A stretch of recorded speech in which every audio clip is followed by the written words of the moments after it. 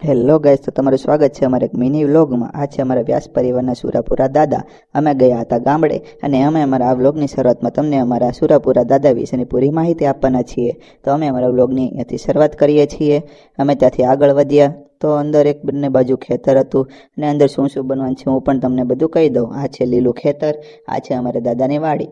લીલી વાડી છે, તેમાં એક બાજુ જાર વાવેલી હતી અને એક બાજુ કપાસ વાવેલો હતો। ત્યાંથી અમે આગળ વધ્યા તો અમને આ પાડી મળી। પાડી જો શું છે કે તે અમને તો પાડી ગમી તો અમે એમની પાસે ગયા અને એમને વાલ કર્યો। પાડી કેવી મસ્ત જો કંઈક બોલતી હતી પણ અમને કાંઈ ખબર પડી નહીં। પછી એની માથે હાથ ફર્યો તો પાડી તો આગે ભાગતી ગઈ। ત્યાંથી અમે વધ્યા આગળ। તો આગળ વધતા અમને આવો મસ્ત નજારો જોવા મળ્યો। જો તમને લોકોને પણ આ મસ્ત નજારો ગમ્યો હોય તો તમે અમારી ચેનલને સબસ્ક્રાઈબ કરી દેજો અને અમારા વિડીયોને લાઈક કરજો। ત્યાંથી અમે વધ્યા આગળ તો ત્યાં એક હતો કૂવો। આ કૂવો બહુ જ ઊંડો છે એટલે ત્યાં એ કૂવાની પાસે જવાય એમ નથી। અને આ છે ઓવડી।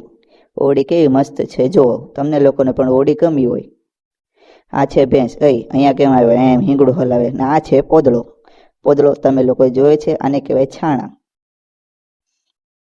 પછી અમે વધ્યા આગળ તો અમને દેખાયો કપાસ। કપાસ કેવો મસ્ત છે, જુઓ એકદમ ચાર પાખડી વાળો કપાસ છે। અને ત્યાંથી અમે વધ્યા આગળ તો અમને થોડુંક હાલવામાં દિક્કત પડતી હતી કારણ કે અમે નીચે જઈને જોયું તો નીચે કાદવ હતો। જો કેટલું કીચડ છે, અમને એમ લાગ્યું કે કાલ રાતે જ અપાયેલો છે। અને તમને લોકોને ખબર હોય કે આ પીછું શેનું છે, અમને તો ખબર નથી।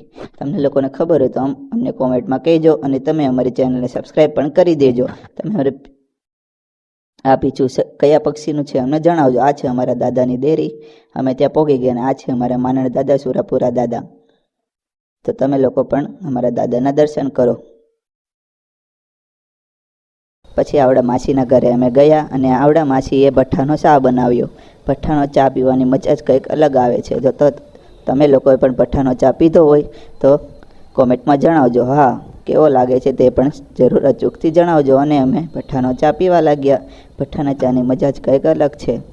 પછી આ દાદા અમારા સુરાપુરા દાદા વિશે બધી વાતો કરતા હતા। અમે તે બધી વાતો સાંભળી અને તે દાદાના બધા પરચા વિશે અમને જણાવતા હતા। દાદાના બધા પરચા વિશે જાણી અમે ત્યાંથી આગળ વધ્યા તો અમને દેખાય એક જમરૂખડી। એક આ જમરૂખ હતું મોટું જબર, પણ એ થોડું કાચું હતું એટલે તોડી શકાય એમ હતું નહીં।